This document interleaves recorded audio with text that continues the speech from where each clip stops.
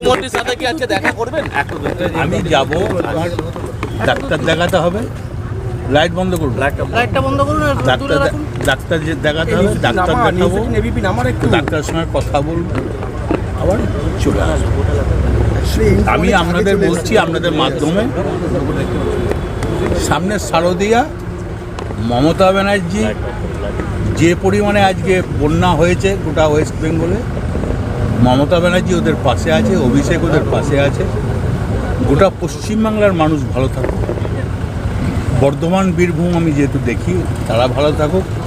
মায়ের শারদা দুর্গাপুজো যেন খুব ভালোভাবে কাটে, সুন্দরভাবে কাটে প্রত্যেক মানুষের। তারপরেই হবে দেয়ালি, লক্ষ্মী পুজো, তারপরেই হবে ছট পুজো, তারপরেই হবে তোমার জগদ্ধাত্রী পুজো। হিন্দুদের আপনারা জানেন 33 কোটি দেবতা, সবাই যেন ভালো থাকে।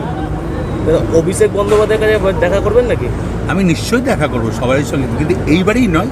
আমার ঘরে দুর্গা ঠাকুর আছে, আমি ডাক্তার ট্রিটমেন্ট করিয়ে আমি চলে আসবো। আমি 2 বছর বুঝতেই পারছেন।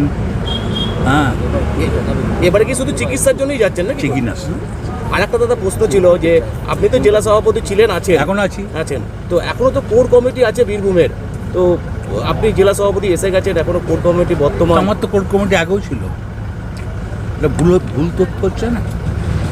কোর কমিটি যখন আমি বীরভূম প্রেসিডেন্ট ছিলাম তখন আমি কোর কমিটি, সেই কোর কমিটি তো আছে, নতুন তো কোনো কোর কমিটি নেই।